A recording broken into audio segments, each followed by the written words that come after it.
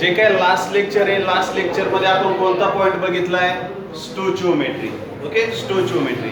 स्टोचिओमेट्रीचं meaning काय आहे का बघा, जी काय एखादी केमिकल रिॲक्शन असेल, एखादी केमिकल रिॲक्शन आपण बॅलन्स करून लिहितो. ओके, एखादी केमिकल रिॲक्शन आहे आपण बॅलन्स करून लिहितो. म्हणजे जे काही रिॲक्टंट असेल आणि जे काही प्रॉडक्ट असेल, त्या रिॲक्टंट मध्ये आणि प्रॉडक्ट मध्ये काय असेल? एक क्वांटिटेटिव्ह रिलेशनशिप असेल. Okay, quantitative relationship in the form of त्याचे नंबर ऑफ मोल्स असतील, किंवा मास असेल, किंवा व्हॉल्यूम असेल, किंवा काय असेल? Number of molecules. ओके, एखादी केमिकल रिॲक्शन बघतो आपण. केमिकल रिॲक्शन म्हणजे काय की त्याच्यामध्ये काही रिॲक्टंट असतील, काही काय असतील, प्रॉडक्ट असतील. ओके, ज्यावेळेस आपण स्टोचिओमेट्रीचा स्टडी करतो त्याच्यामध्ये काय करतो आपण? ती केमिकल रिॲक्शन बॅलन्स करून लिहितो. ओके, ज्यावेळेस आपण बॅलन्स करून लिहितो त्यावेळेस त्याचे जे रिॲक्टंट आहे आणि त्याचे जे प्रॉडक्ट आहे यांच्यामध्ये काय असेल? एक क्वांटिटेटिव्ह रिलेशनशिप असेल. ओके, कशाच्या फॉर्म मध्ये? मोल्सच्या फॉर्म मध्ये. म्हणजे रिॲक्टंटचे जर इतके मोल असेल तर मग प्रॉडक्टचे इतके मोल असतील. रिॲक्टंटचे सपोज इतके मॉलिक्युल्स आहे तर मग प्रॉडक्टचे तितके मॉलिक्युल्स असेल.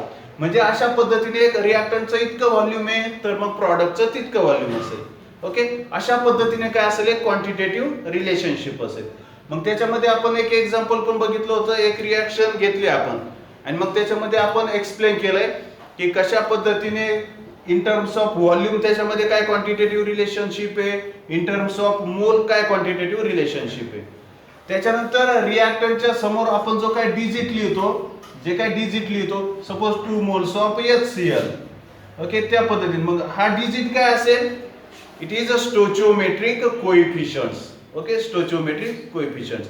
ते काल आपण एक रिॲक्शन घेतली त्याच्यामध्ये बघितलंय. आता सेम आपण आणखी एक एक्झाम्पल घेऊयात. याच्यामध्ये स्टोचिओमेट्रिक coefficients.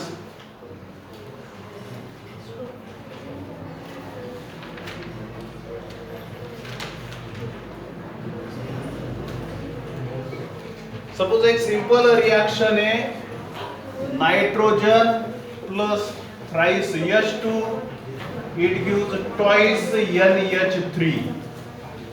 Okay, N2 plus thrice H2, it gives 2 NH3, twice NH3. याच्यामध्ये किती आहे? इथे नंबर 1, इथे किती आहे? 3, इथे किती आहे? 2. These are stoichiometric coefficients.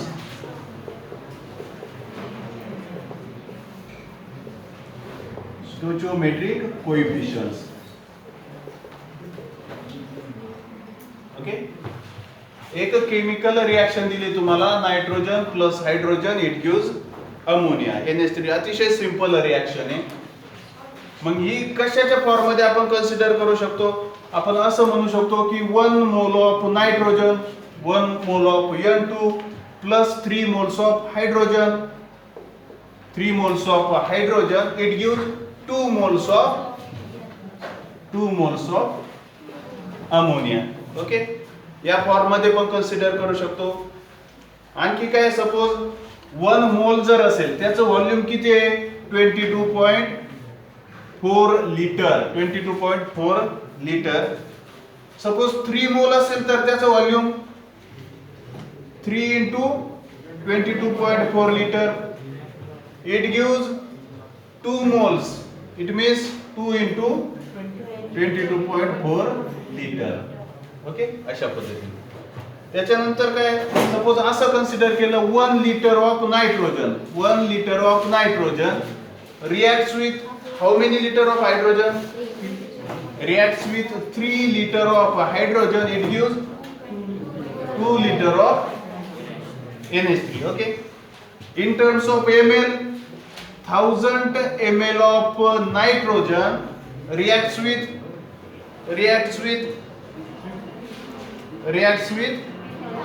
3000 ml of hydrogen, it gives 2000 ml of NH3. Okay, त्या पद्धतीने. Suppose 1 ml of nitrogen, 1 ml of nitrogen reacts with 3 ml of hydrogen, it gives 2 ml of NH3. Suppose ग्रॅमच्या form मध्ये nitrogen N2 किती 28 gram, hydrogen किती 6 gram, and it gives किती 28 आणि 6 34 gram. याच्यावरून पूर्ण स्टोचिओमेट्री तुमच्या लक्षात येईल. झालं का हे नोट करून? याच्यामुळे नसेल दिसत ना, ऑप्शन नाही आता. इकडे बसा, ज्यांना नसेल दिसत एकदम पण नाही दिसत. पुढे समोर इथे बेंच. हे झालंय का? अतिशय सिंपल रिएक्शन आहे. याच्यामध्ये बघा काय स्टडी करायचं तुम्हाला. एक सिंपल रिएक्शन आहे, nitrogen plus hydrogen it gives ammonia. He non reaction आहे तुम्हाला. ओके, याच्यामध्ये काय बघायचंय तुम्हाला. सपोज हे काय आहे, तर रिएक्टंट आहे, हा काय आहे, तर प्रॉडक्ट आहे. ओके, जेव्हा आपण ही रिएक्शन बॅलन्स करून लिहितो, म्हणजे nitrogen 1 mole of nitrogen 3 mole of hydrogen it gives 2 mole of NH3. ज्यावेळेस बॅलन्स करून लिहितो, हे डिजिट मेन्शन करतो तिथे, त्यावेळेस काय करतो आपण, त्याचा स्टडी करतो स्टोचिओमेट्रिक मध्ये. स्टोचिओमेट्री मध्ये कशा पद्धतीने स्टडी करतो की याच्यावरून आपण काय सांगू शकतो, रिएक्टंट आणि जे काही प्रॉडक्ट आहे याच्यामध्ये एक क्वांटिटेटिव्ह रिलेशनशिप आहे.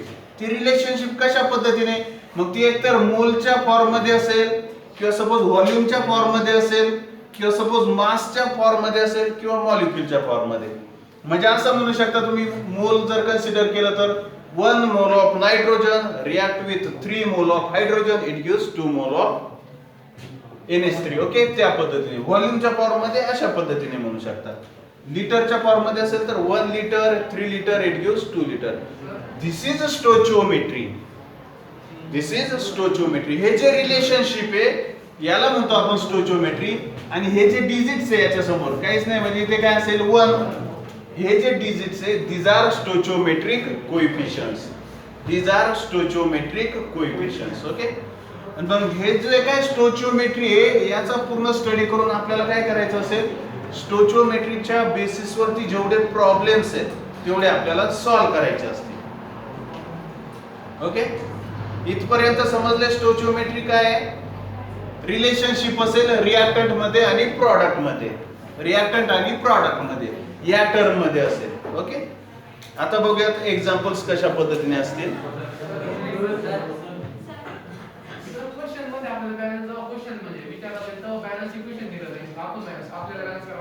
बॅलन्स करायचं आपल्याला, ते पण बघायचं लगेच. थांबा एक मिनिट. लास्ट काय,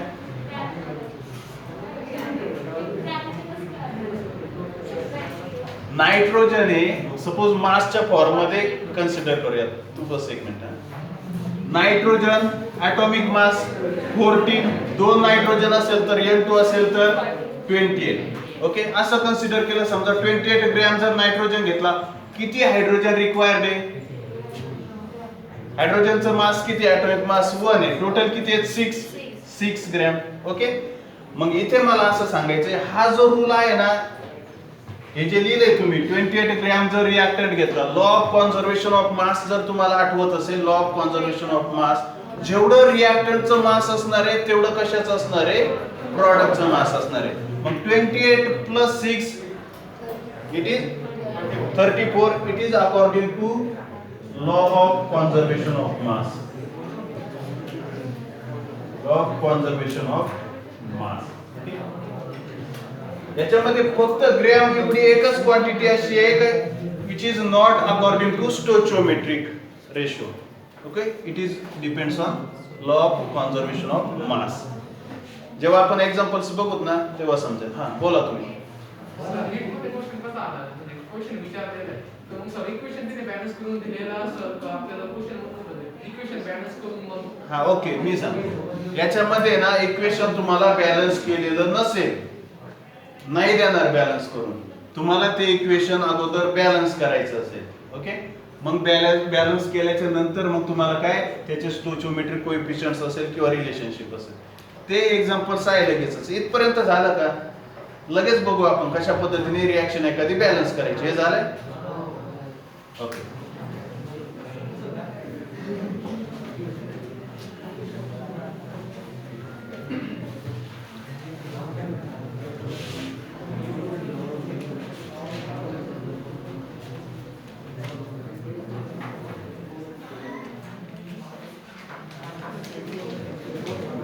आता बघा जे काय स्टोचिओमेट्रिक कॅल्क्युलेशन्स आहे आपण हे बघितलं होतं. आता हे जे स्टोचिओमेट्रिक कॅल्क्युलेशन आहे ना हे कशासाठी यूज केलं जातं का डिफरंट टाइपचे जे काय एक्झाम्पल्स आहे ते सॉल्व्ह करण्यासाठी. मग असे कोणत्या टाइपचे एक्झाम्पल्स आहे त्याच्यामध्ये एक सिंगल रिॲक्टंट बेस.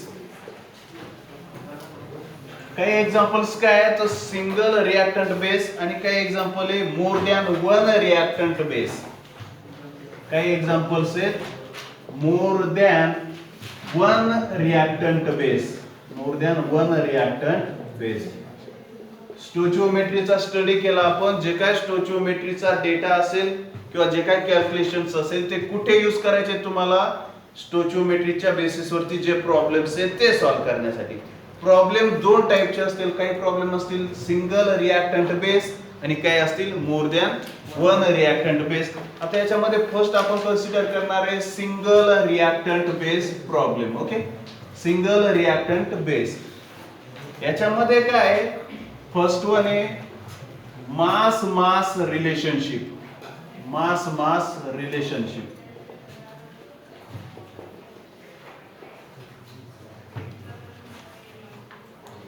ओके, मास मास रिलेशनशिप मध्ये काय लक्षात द्या अगोदर नंतर लिहा. मास मास रिलेशनशिप मध्ये आपण काय म्हणतो एखादी केमिकल रिॲक्शन आहे म्हणजे रिॲक्टंट आहे आणि प्रॉडक्ट आहे. ओके, मग त्याच्यामध्ये काय होईल एकतर मास गिवन असेल. मास गिवन असेल कशाचं एकतर रिॲक्टंट किंवा प्रॉडक्टचं. प्रॉडक्टचं मास गिवन असेल रिॲक्टंट किंवा प्रॉडक्टचं मास. आणि तुम्हाला मास कॅल्क्युलेट करायचं असेल कशाचं रिॲक्टंटचं किंवा प्रॉडक्टचं. रिॲक्टंटचं किंवा प्रॉडक्टचं मास कॅल्क्युलेट करायचं असेल. मास मास रिलेशनशिप काय रिॲक्टंट आहे आणि प्रॉडक्ट आहे. ओके, समजा रिॲक्टंटचं मास दिलेलं आहे तुम्हाला प्रॉडक्टचं मास कॅल्क्युलेट करायचं. समजा प्रॉडक्टचं मास दिलेलं आहे रिॲक्टंटचं मास कॅल्क्युलेट करायचं. अशा टाइपचे एक्झाम्पल्स असतील याच्यामध्ये. आता दुसरा टाइपचं मास व्हॉल्यूम रिलेशनशिप. मास व्हॉल्यूम रिलेशनशिप.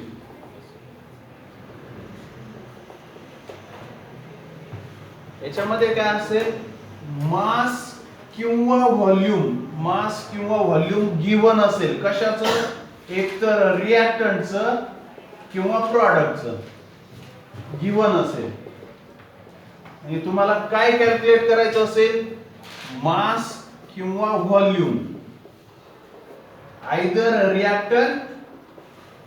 रिॲक्टंट और प्रॉडक्ट. ओके, मास व्हॉल्यूम रिलेशनशिप याच्यामध्ये जे एक्झाम्पल्स असेल त्याच्यामध्ये काय असेल एकतर मास किंवा व्हॉल्यूम दिलेलं असेल एकतर रिॲक्टंटचं किंवा प्रॉडक्टचं. समजा मास दिलेलं आहे रिॲक्टंटचं तुम्हाला प्रॉडक्टचं व्हॉल्यूम फाइंड आउट करायचं असेल किंवा सपोज रिॲक्टंटचं व्हॉल्यूम दिलेलं आहे प्रॉडक्टचं मास फाइंड आउट करायचं असेल. ओके, आणि लास्ट टाइपचे एक्झाम्पल असेल व्हॉल्यूम रिलेशनशिप. व्हॉल्यूम रिलेशनशिप याच्यामध्ये काय असेल व्हॉल्यूम गिवन असेल. Volume is given either reactant और प्रॉडक्ट. व्हॉल्यूम दिलेलं असेल आणि तुम्हाला काय फाइंड आउट करायचं असेल व्हॉल्यूम फाइंड आउट करायचं असेल कशाचं एकतर रिॲक्टंटचं किंवा प्रॉडक्टचं. ओके, म्हणजे जे काय स्टोचिओमेट्रिक कॅल्क्युलेशन्स बघितले आपण त्याच्यामध्ये रिॲक्टंट आणि प्रॉडक्ट याच्यामध्ये आपण कम्पेअर करतो. ओके, मग हे जे स्टोचिओमेट्रिक कॅल्क्युलेशन आहे कशासाठी यूज करायचे का जेवढे स्टोचिओमेट्रीच्या बेसिसवरती एक्झाम्पल्स आहे प्रॉब्लेम्स आहे ते सॉल्व्ह करण्यासाठी. मग असे प्रॉब्लेम्स कशा पद्धतीने असतील काही असेल सिंगल रिॲक्टंट बेस आणि काही काय असतील मोर than one reactant base. Okay त्याच्यामध्ये 3 टाईपचे प्रॉब्लेम्स असतील. काही मास मास रिलेशनशिप असेल म्हणजे रिॲक्टंट आणि प्रॉडक्ट याच्यामध्ये काय असेल मास मास रिलेशनशिप. एकाचं मास दिलेलं आहे दुसऱ्याचं कॅल्क्युलेट करायचं. मग रिॲक्टंटचं दिलेलं असेल तर प्रॉडक्टचं कॅल्क्युलेट करा प्रॉडक्टचं दिलेलं आहे तर रिॲक्टंटचं कॅल्क्युलेट करा. दुसरे मास व्हॉल्यूम रिलेशनशिप एखाद्या रिॲक्टंटचं मास दिलेलं आहे मग प्रॉडक्टचं व्हॉल्यूम कॅल्क्युलेट करा. प्रॉडक्टचं मास दिलेलं आहे रिॲक्टंटचं व्हॉल्यूम कॅल्क्युलेट करा. आणि एक असेल व्हॉल्यूम व्हॉल्यूम रिलेशनशिप. ओके म्हणजे काय एकाचं व्हॉल्यूम दिलेलं आहे दुसऱ्याचं व्हॉल्यूम कॅल्क्युलेट करा. त्या पद्धतीने त्याच्या बेसिसवरती डिफरंट टाईपचे एक्झाम्पल्स. हे समजलं इथपर्यंत.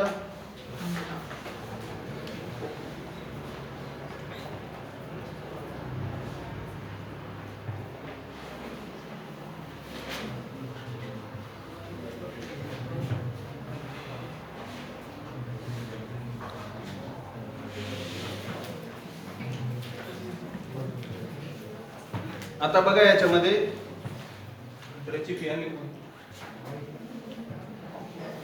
मला मध्ये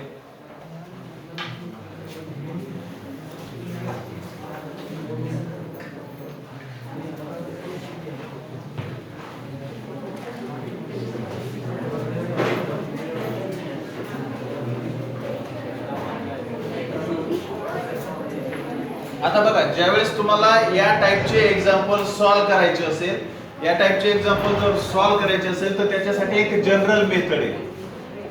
जनरल मेथड आहे की ज्याच्याने तुम्ही स्टोचिओमेट्रिक बेसिसवरचे एक्झाम्पल सॉल्व्ह करू शकता. ओके याच्यामध्ये काय करायचं असेल तुम्हाला जी काही केमिकल रिॲक्शन असेल केमिकल रिॲक्शन ती बॅलन्स करून लिहायची असेल. ती जी केमिकल रिॲक्शन असेल ती बॅलन्स करायची असेल. त्याच्यानंतर काय असेल ते जे रिॲक्टंट आहे किंवा प्रॉडक्ट आहे रिॲक्टंट असेल त्याच्यामध्ये किंवा काही प्रॉडक्ट असतील त्याचं काय करायचं तुम्हाला रिलेटिव्ह मास किंवा मॉलिक्युलर मास रिॲक्टंटच्या खाली रिॲक्टंटचं मास प्रॉडक्टच्या खाली प्रॉडक्टचं मास तुम्हाला मेन्शन करायचं असेल. समजा काही गॅसियस कंपाऊंड्स असेल गॅसियस कंपाऊंड्स आहे मग त्याच्यामध्ये तुम्ही काय मेन्शन करणार 1 मोल लिहिण्याच्या ऐवजी काय लिहिणार तुम्ही 22.4 लिटर. ओके 22.4 लिटर म्हणजे ज्या ठिकाणी तुम्ही गॅसियस कंपाऊंड 1 मोल यूज केला तिथं काय लिहिणार 22.4 लिटर. 2 मोल यूज केला तर 2 into 22.4 लिटर. ओके आणि त्याच्यानंतर लास्ट काय असेल unitary method apply unitary method for all the calculations. Unitary method म्हणजे युनाइट करणार कंबाईन करणार आपण ते. जेवढे स्टोचिओमेट्रिक बेस एक्झाम्पल आहेत जेवढे तुम्हाला सॉल्व्ह करायचे आहेत अगोदर केमिकल रिॲक्शन द्यायची ती बॅलन्स करायची व्यवस्थित. ओके केमिकल रिॲक्शन काय करणार तुम्ही बॅलन्स करणार. बॅलन्स केल्याच्या नंतर ते जे रिॲक्टंट आहे आणि प्रॉडक्ट आहे त्याचं जे काही मॉलिक्युलर मास असेल ते तुम्ही मेन्शन करणार. रिॲक्टंटचं मास प्रॉडक्टचं मास त्या पद्धतीने. त्याच्यानंतर जे गॅसियस कंपाऊंड्स आहे मग तिथे आपण 1 मोल अशा पद्धतीने मेन्शन करतो. मग त्याचं कन्वर्जन व्हॉल्यूम मध्ये करणार आपण. 1 मोल जर असेल तर किती 22.4 लिटर आहे म्हणून त्या पद्धतीने काय करणार आपण 22.4 लिटर मेन्शन करणार. आणि त्याच्यानंतर युनायटरी मेथड अप्लाय करणार म्हणजे कंबाईन करणार आणि त्याच्यावरून मग जे काही तुम्हाला क्वांटिटी कॅल्क्युलेट करायची असेल ती आपण इझिली कॅल्क्युलेट करू शकतो. ओके हे 2-3 रूल्स असतील. हे झालंय ना. केमिकल रिॲक्शन बॅलन्स करायची. जे रिॲक्टंट आणि प्रॉडक्ट रिॲक्शन मध्ये त्याचं मॉलिक्युलर मास मेन्शन करायचं. जर गॅसेस कंपाऊंड असेल तिथं तर काय मेन्शन करायचं मोलच्या फॉर्म मध्ये लिहिण्याच्या ऐवजी लिटरच्या फॉर्म मध्ये व्हॉल्यूम मेन्शन करायचं. आणि lastly apply unitary method. Done.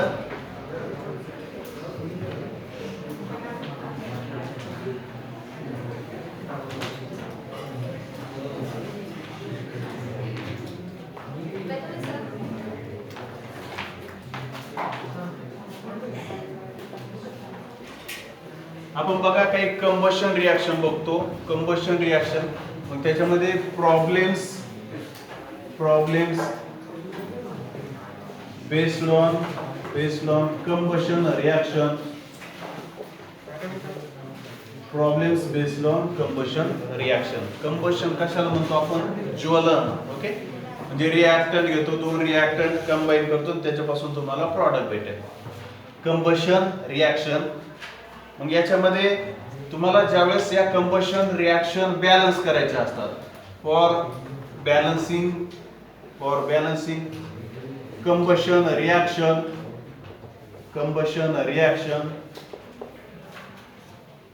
first balance all carbon atoms. First balance all carbon atom, then balance all hydrogen atom, and now balance all oxygen atom. ज्या काय कंबशन रिॲक्शन बघतोय आपण, त्याच्यामध्ये काय करायचं, तुम्हाला रिॲक्शन बॅलन्स करायची असेल. मग बॅलन्स करण्यासाठी आपण कसं म्हणतोय? हिट अँड ट्रायल बेसिस वरती. Okay, hit and trial basis वरती काय करा, अगोदर कार्बन ॲटम बॅलन्स करा, त्याच्यानंतर हायड्रोजन ॲटम बॅलन्स करा, त्याच्यानंतर ऑक्सिजन ॲटम बॅलन्स करा, आणि ज्यावेळेस एखादी रिॲक्शन बॅलन्स होईल तेव्हा ओव्हरलुक करा की सर्व ॲटम्स व्यवस्थित बॅलन्स केलेले आहेत की नाही. ओके, कार्बन, हायड्रोजन आणि ऑक्सिजन हे बॅलन्स करायचे असते. ओके,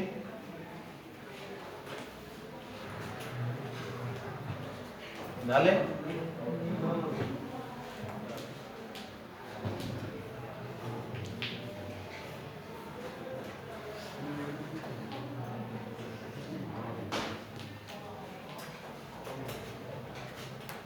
झाले का?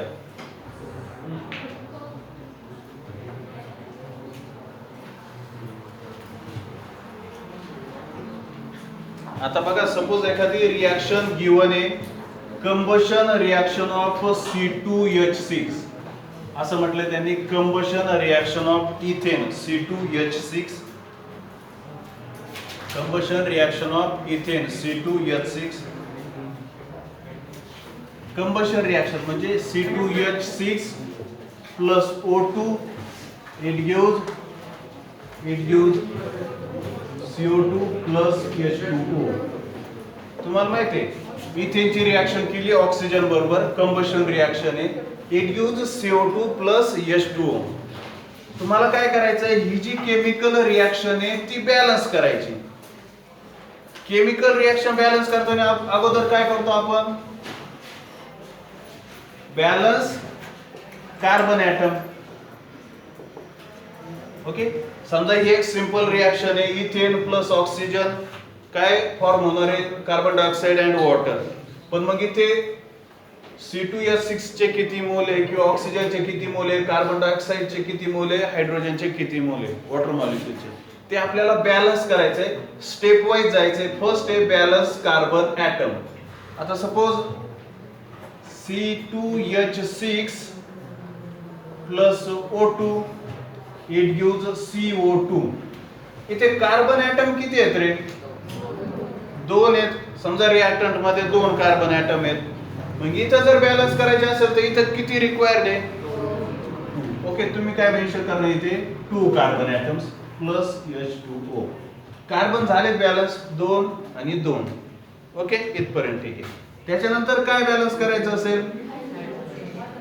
Balance hydrogen atom. Balance hydrogen atom. Okay, hydrogen atom balance करायचे असतील. C2H6 plus O2 twice CO2 plus. आता हायड्रोजन बॅलन्स करायचे. इथे हायड्रोजन किती आहे टोटल? 6 आहे. इथे किती आहेत? कधी बॅलन्स होतील? There will be 3 water molecule. Okay, समजा कार्बन झाले बॅलन्स, त्याच्यानंतर हायड्रोजन झाले, टोटल 6 आहे, इथे 6 आहे. Then balance oxygen atom. C2H6 plus O2 it gives twice CO2 plus thrice H2. आता बघा या रिएक्शन मध्ये ऑक्सिजन किती आहे टोटल? इथे किती आहेत? 4. इथे किती आहेत? 3. 7. म्हणजे प्रॉडक्ट मध्ये किती आहेत? 7 आहेत. रिएक्टंट मध्ये किती आहेत? 2 आहेत. ओके, 2 आहेत. हे कधी 7 होतील?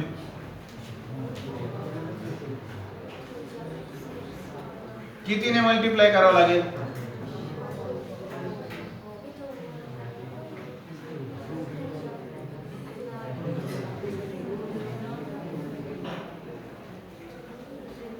अरे दोनच ऑक्सिजन आहेत, आपल्याला किती रिक्वायर्ड आहे? 7. कितीने मल्टिप्लाय करावं लागेल त्याला?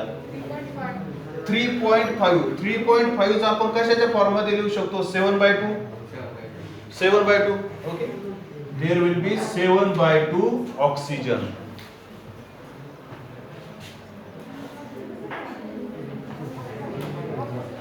आता बघा जी ओव्हरऑल रिएक्शन आहे त्याच्यामध्ये सर्व ऍटम बॅलन्स झालेत का? झालेत का सर्व ऍटम बॅलन्स? ओके, अशी एखादी रिएक्शन दिलेली असेल, तुम्हाला स्टेप वाईज जायचं. हिट अँड ट्रायल मेथड म्हणजे एकदा इथे 2 पुटअप करा, सपोज नाही बॅलन्स होत 3, त्या पद्धतीने आपण बघू 1 बाय 1 एक्झाम्पल, तुम्हाला आणखी आयडिया येईल. अगोदर काय करणार तुम्ही? कार्बन ऍटम बॅलन्स करणार, नंतर हायड्रोजनचे ऍटम, नंतर ऑक्सिजनचे ऍटम, आणि मग ओव्हरऑल रिएक्शन बघा ते बॅलन्स झालेत का व्यवस्थित. ओके,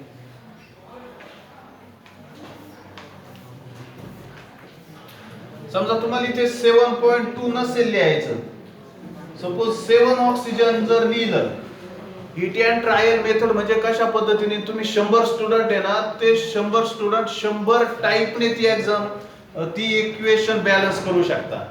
समजा एखाद्याला नाही लिहायचं 7.2, त्याने 7 लिहिलं, काय चेंज होईल ओव्हरऑल रिएक्शन मध्ये? इकडे पण काही ट्वाइस C2H6 आहे, इथे 2 ने मल्टिप्लाय केलं, इथे किती येईल? 4 येईल, इथे किती येईल? 6 येईल. ती पण बॅलन्स रिएक्शन असेल, ती पण बॅलन्स रिएक्शन असेल. ओके, त्या पद्धतीने.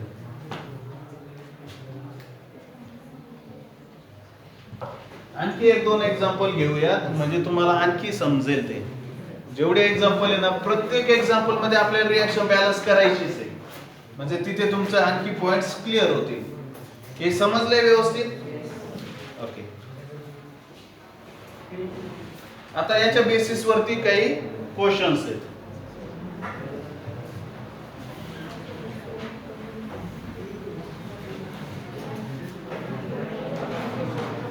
म्हणजे तुम्हाला क्वेश्चन्स कशा पद्धतीने विचारले जातील? How much iron can be obtain? How much iron can be obtain theoretically in a reduction of in how much iron is obtained? How much iron is obtained theoretically in a reduction of 1 kilogram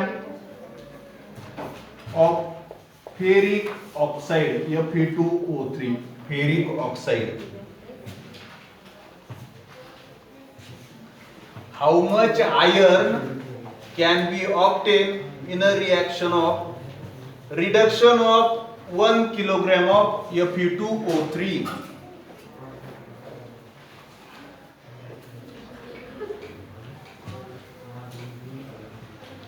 question समजलाय का? काय नाही समजला? Okay, आता समजा एक reduction कशाला म्हणतो? हा ठीक आहे ना, नाही समजलं, नवीनच आहे, नसेल समजला काय प्रॉब्लेम नाही. Reduction of 1 kilogram of ferric oxide. Okay, reduction कशाला म्हणतो आपण? Reduction reaction addition of hydrogen. Reduction कशाला म्हणतो? Addition of hydrogen. कशाचं रिडक्शन आहे? फेरिक ऑक्साइडचं. फेरिक ऑक्साइड Fe2O3 रिडक्शन आहे म्हणजे काय? Addition of hydrogen. Addition of hydrogen. Okay, याच्यापासून काय फॉर्म होणार आहे? Fe आयर्न आणि प्लस H2O. आणखी काय फॉर्म होईल? H2O. सिंपल रिएक्शन आहे, रिडक्शन आहे. कशाचं ferric oxide 1 kilogram of ferric oxide on reduction it gives iron and water molecule जे काय आयर्न आहे ना त्याचं तुम्हाला मास किंवा वेट फाइंड आउट करायचं असेल ओके याचं दिलेलं आहे किती 1 किलोग्रॅम आहे 1 किलोग्रॅमचं जर रिडक्शन झालं तर किती तयार होईल इथे आयर्न ओके असा सिंपल क्वेश्चन आहे अगोदर काय करणार सॉल्व करण्याच्या बिफोर रिएक्शन काय करणार तुम्ही बॅलन्स करणार ओके आता इथे कार्बन ऍटम आहे का नाही ओके इथे काय आयर्न आहे Fe किती आहे इथे 2 आहे बॅलन्स करण्याच्या वेळेस मग इथे काय मेन्शन करणार तुम्ही ट्वाइस Fe ओके झालाय बॅलन्स त्याच्यानंतर सपोज हायड्रोजन बॅलन्स करायचा असेल हायड्रोजन आहे बॅलन्स आहे ना बॅलन्स इथे किती 2 हायड्रोजन इथे 2 हायड्रोजन आता ऑक्सिजन बॅलन्स करायचा इथे किती आहे तर 3 ऑक्सिजन आहे म्हणजे इथे तुम्ही मेन्शन करणार 3H2O आता काय डिस्टर्ब झालं रे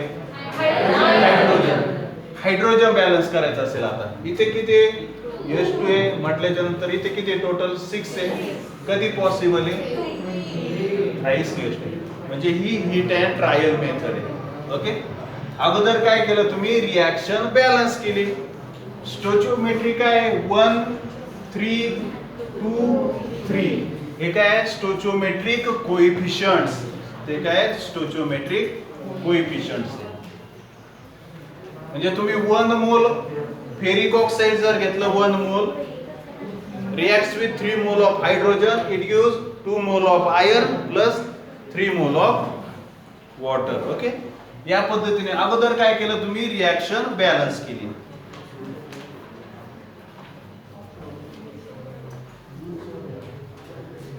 आता मला सांगा नंबर ऑफ मोल्स कॅल्क्युलेट करायचे आपल्याला number of moles of ferric oxide formula काय आहे weight divided by molecular mass weight किती दिलं 1 किलोग्रॅम ते किती ग्रॅम होईल 1 किलोग्रॅम किती ग्रॅम होईल 1000 ओके याचं मास किती आहे iron ferric oxide iron atomic number किती 28 आयर्नचं मास किती 56 into 2 किती बरोबर याचं 16 into 3 48 160 ओके याचं वेट दिलेलं आहे फेरिक ऑक्साइडचं आणि तुम्ही काय कॅल्क्युलेट केलं मास त्याच्यावरून नंबर ऑफ मोल्स किती येईल नंबर ऑफ मोल्स कॅल्क्युलेट करा चला नंबर ऑफ मोल्स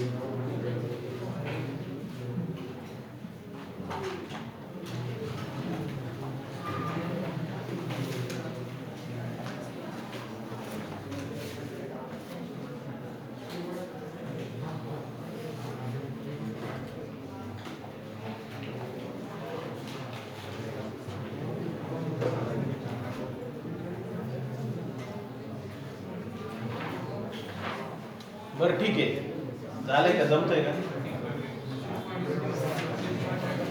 6.25 का ओके सिम्प्लिफाय करा किंवा मग ॲज इट इज ठेवा आता बघा तुम्हाला कोणतं स्टोचिओमेट्रिक रिलेशन यूज करायचं ओके इथे काय सांगतोय आपण फेरिक ऑक्साइड 1 मोल जर घेतला ना फेरिक ऑक्साइडचा तर आयर्नचे किती मोल फॉर्म होतील आयर्नचे 2 मोल फॉर्म होतील बरोबर आहे सपोज 1 मोल ferric oxide it gives 2 mole of iron हे कशावरून सांगू शकतो आपण स्टोचिओमेट्रिक रिलेशन वरून आता इथे किती आहे फेरिक ऑक्साइडचे मोल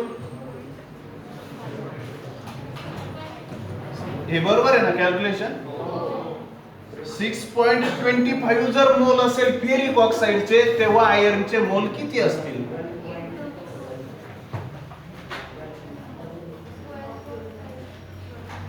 12.5 आहे का?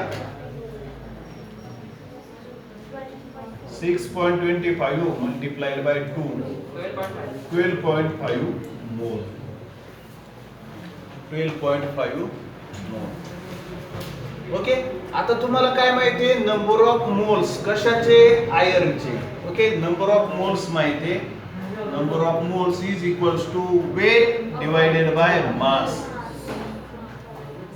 आणि तुम्हाला काय फाइंड आउट करायचंय? वेट फाइंड आउट करायचंय. मास किती येईल आयर्नचं? 56. ओके, नंबर ऑफ मोल्स किती आहेत? 12.5. वेट डिवाइडेड बाय मास किती येईल? 56. weight is equals to 12.5 multiplied by 56. This is equals to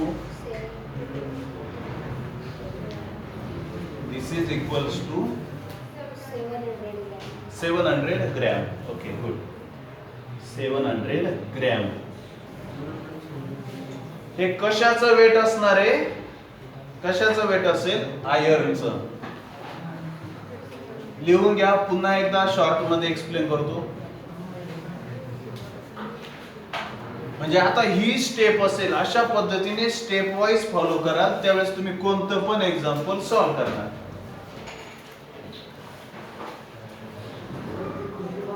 अगोदर रिएक्शन आयडेंटिफाय करायची. कंबशन रिएक्शन जर असेल प्लस O2 ऑक्सिजन बरोबर रिएक्शन करणार. रिडक्शन जर असेल तर प्लस H2. ओके, झालंय का? 1 मिनिट लक्ष द्या फक्त. हे बघा, 1 किलोग्रॅम फेरिक ऑक्साइड आहे, त्याच्यावरती रिडक्शन रिएक्शन होईल आणि त्याच्यापासून आयर्न फॉर्म होईल. ओके, जर 1 किलोग्रॅम फेरिक ऑक्साइड आहे तर त्याच्यापासून रिडक्शन झाल्यावर आयर्न किती फॉर्म होईल असा क्वेश्चन आहे. 1 किलोग्रॅम म्हणजे 1000 ग्रॅम जर असेल तर आयर्न किती ग्रॅम असेल? Okay, simple question. अगोदर तुम्ही रिएक्शन लिहिली, ती व्यवस्थित बॅलन्स केली. बॅलन्स केल्याच्या नंतर फेरिक ऑक्साइडचे मोल फाइंड आउट केले तुम्ही, नंबर ऑफ मोल्स. त्यासाठी फॉर्म्युला आहे वेट डिवाइडेड बाय मास. त्याचं वेट दिलेलंच आहे 1000 ग्रॅम. तुम्ही मास फाइंड आउट केलं, त्याने डिवाइड केलं. Number of moles find out झाले. Number of moles find out झाल्याच्या नंतर तुमच्याकडे एक स्टोचिओमेट्रिक रिलेशनशिप आहे. कोणती आहे?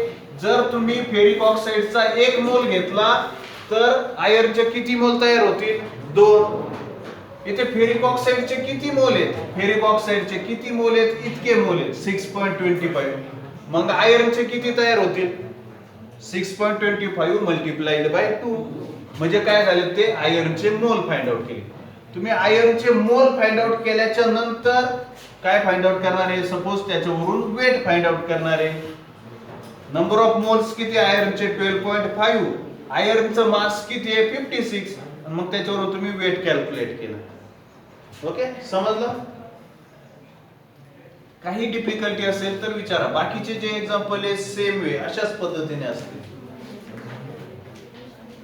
हे कोणत्या रिलेशनशिप वरचं एक्झाम्पल आहे? मास दिलेलं आहे आणि काय कॅल्क्युलेट करायला सांगितलं तुम्हाला? Mass. It is mass mass relationship. Mass mass relationship झालंय हे.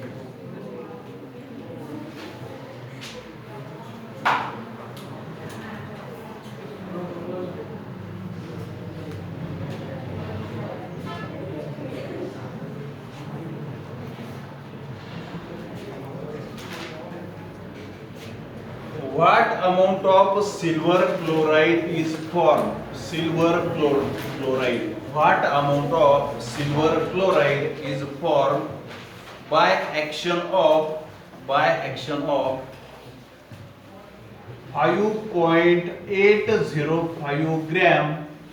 5.850. Sorry.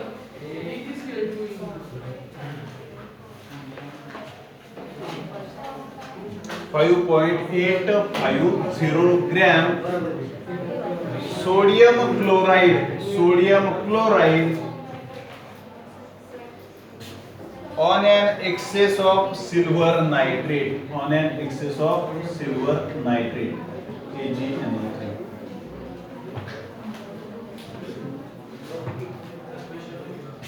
आता बघा क्वेश्चन लिहा तुम्ही. What amount of silver chloride is formed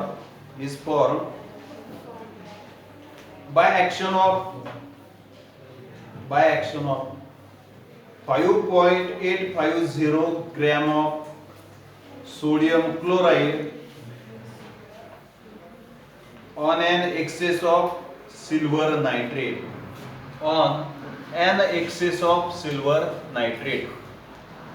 आता बघा सिंपल क्वेश्चन आहे. एक रिएक्शन सांगितली. कशाची रिएक्शन आहे? सोडियम क्लोराइड आणि कशाची? Excess of silver nitrate. Sodium chloride plus silver nitrate काय फॉर्म होणार आहे त्याच्यापासून? Silver chloride AgCl plus NaNO3. ही एक सिंपल रिएक्शन आहे. याच्यामध्ये कशाचं वेट दिलेलं आहे तुम्हाला? सोडियम क्लोराइडचं म्हणजे एका रिएक्टंटचं. आणि कशाचं फाइंड आउट करायचं आहे तुम्हाला? सिल्वर क्लोराइडचं फाइंड आउट करायचं असेल. सिल्वर क्लोराइड रिएक्शन बॅलन्स आहे का? एक सिल्वर आहे, तिकडे एक सिल्वर आहे, एक नायट्रेट, एक सोडियम, एक क्लोराइड. म्हणजे असं म्हणू शकता तुम्ही 1 mole of sodium chloride reacts with 1 mole of silver nitrate. It gives 1 mole of silver chloride and 1 mole of sodium nitrate. Okay, या पद्धतीने. किंवा 1 gram of sodium chloride react with त्या पद्धतीने. ओके, बॅलन्स रिएक्शन आहे already. याच्यामध्ये काय करायचं असेल तुम्हाला? सोडियम क्लोराइडचे काय करायचे? Number of moles find out करायचे. कारण त्याचं मास गिवन आहे, त्याचं मास दिलेलं आहे. Number of moles of sodium chloride, number of moles of sodium chloride म्हणजे N साठी फॉर्म्युला आहे is equals to weight divided by mass. Weight किती गिवन आहे? 5.850. त्याचं मास किती आहे? Sodium chloride NaCl, sodium 23, chlorine 35.5, 58.5, 58.5. किती आन्सर आहे?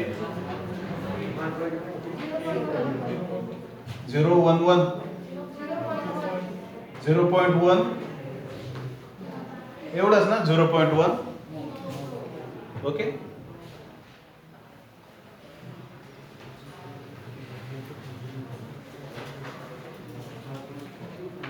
आता बघा, समजा 1 मोल जर सोडियम क्लोराइड असेल रिएक्शन मध्ये, प्रॉडक्ट मध्ये 1 mole of silver chloride form होणार आहे. आता इथे किती मोल आहे सोडियम क्लोराइड? 0.1 मोल आहे सोडियम क्लोराइड. सिल्वर क्लोराइड किती असेल तिथे? सिल्वर क्लोराइड पण काय असेल? 0.1 मोल. जर इथे 1 मोल सोडियम क्लोराइड आहे तर प्रॉडक्ट मध्ये पण काय आहे? 1 मोल आहे. ओके, म्हणजे इथे 5 ग्रॅम असेल तर इथे पण काय? 5 ग्रॅम आहे. त्या पद्धतीने यातले number of moles find out केले तुम्ही. किती आले ते? 0.1 आहे. म्हणजे आपण असं म्हटलो 0.1 mole of sodium chloride react with silver nitrate, it gives 0.1 mole of silver chloride. म्हणजे याचे जेवढे नंबर ऑफ मोल्स आहेत तेवढेच सिल्वर क्लोराइडचे असेल. ओके, म्हणून काय? Number of moles of silver chloride is 0.1 मोल. 0.1 मोल. आता नंबर ऑफ मोल्स माहिती आहे आणि तुम्हाला काय कॅल्क्युलेट करायचं आहे? Weight. Number of moles formula काय? N is equals to weight divided by mass. 0.1 is equals to weight divided by mass. Silver क्लोराइडचं मास. सिल्वर 108 आणि क्लोराइड 35.5. किती आहे? 35.5 ना? 143 का? 143.5. 143.5. Weight is equals to 0.1 into 143.5. किती येईल ते आन्सर?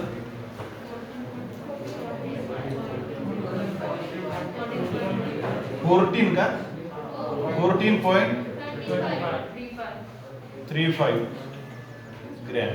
ओके, अशा पद्धतीने सोडियम क्लोराईड जर तुम्ही इतकं घेतलं 5.850 ग्रॅम, तर सिल्वर क्लोराईड किती फॉर्म होईल अशा पद्धतीने. हे झालं second answer.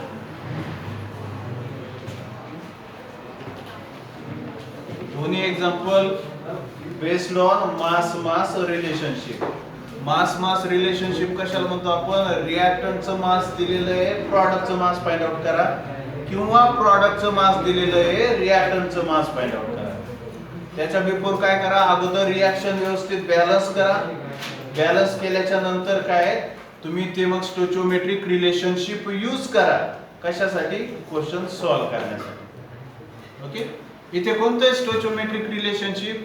1 mole of sodium chloride react with 1 mole of silver nitrate, it gives 1 mole of silver chloride plus 1 mole of sodium nitrate. Okay, या पद्धतीने हे झालंय मास रिलेशनशिप. हे दोन्ही एक्झाम्पल समजलेत का? नाही समजलं? कुणाला नाही समजलं? पुन्हा सांगतो बरं, कुणाला नाही समजलं? नो म्हटलं ना कोणतरी. नाही समजलं तर ठीक आहे ना, नाही समजलं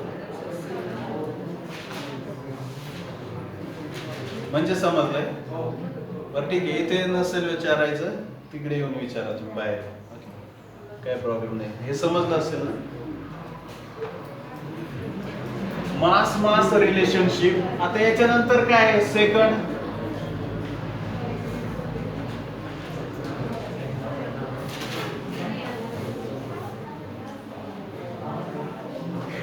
कोणत्या टाइपचे प्रॉब्लेम्स असेल? मास व्हॉल्यूम रिलेशनशिप. मास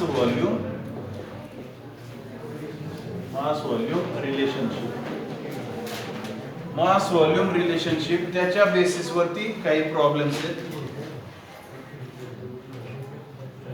क्वेश्चन बघा कशा पद्धतीने. At 100 degree Celsius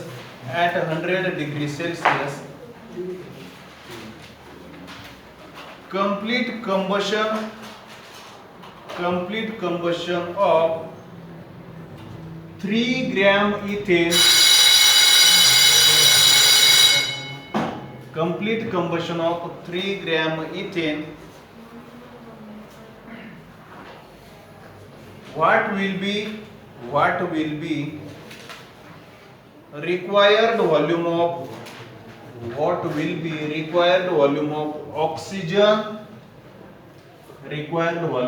oxygen and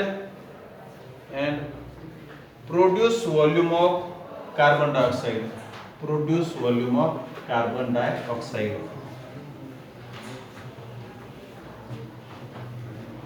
At standard temperature आणि pressure. झालंय का क्वेश्चन लिहून? क्वेश्चन मध्ये बघा काय सांगितलंय, इथेन आहे. रिएक्टंट कोणता आहे? इथेन, म्हणजे C2H6. कंबशन रिएक्शन आहे. कंबशन रिएक्शन म्हणजे प्लस O2. याच्यापासून काय फॉर्म होणार आहे? CO2 carbon dioxide plus H2O. Okay, C2H6 ethane combustion reaction आहे प्लस O2. काय सांगितलं त्यांनी? फॉर्म होणार आहे CO2. एक CO2 फॉर्म होईल आणि काय असेल? H2O. तुम्हाला क्वेश्चन काय विचारला? जर 3 ग्रॅम इथेन असेल, if there is 3 gram ethane, मग रिक्वायर्ड क्वांटिटी ऑक्सिजनची किती असेल? ऑक्सिजनची क्वांटिटी किती असेल आणि जो काय CO2 तयार होणार आहे त्या रिएक्शन मध्ये त्याची क्वांटिटी किती असेल? ओके, या पद्धतीने क्वेश्चन असेल. बघा, सॉल्व्ह करण्याचा प्रयत्न करा. ओके, नाही जमलं तर बघू आपण नेक्स्ट लेक्चर. थँक्यू.